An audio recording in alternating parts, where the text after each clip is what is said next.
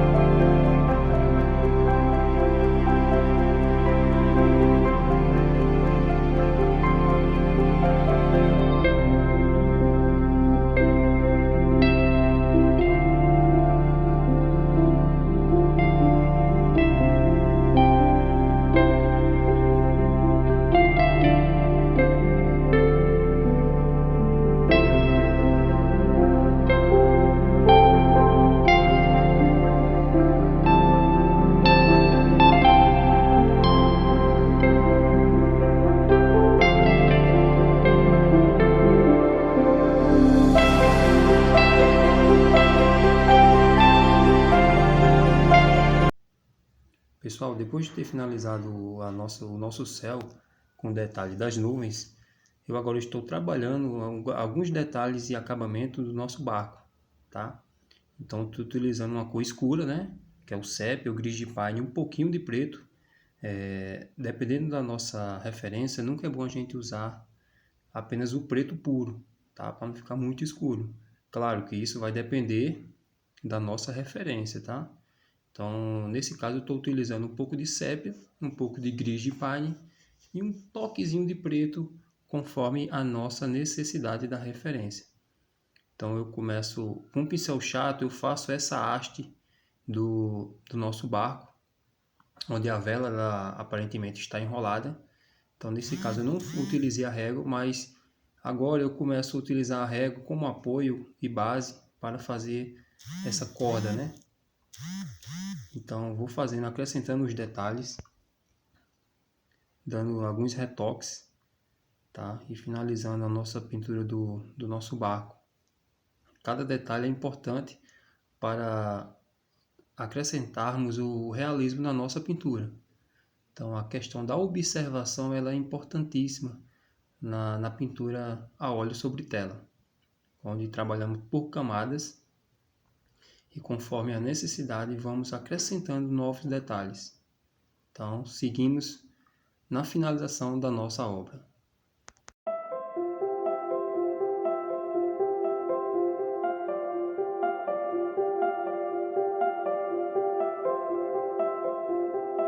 E já nessa parte da água, onde começamos a acrescentar alguns detalhes também, iremos acrescentar um pouco da sombra dessa vegetação e um pouco dessa montanha, né?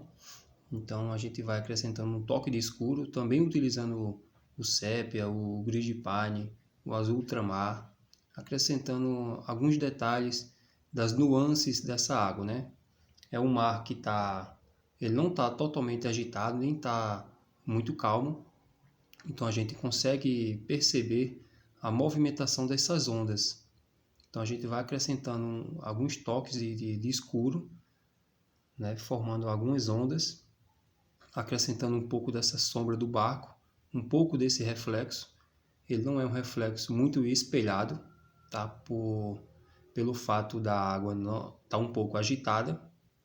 Então conforme a gente vai acrescentando alguns detalhes do escuro, também vamos acrescentando um toque de luz, conforme a necessidade, de acordo com a nossa referência.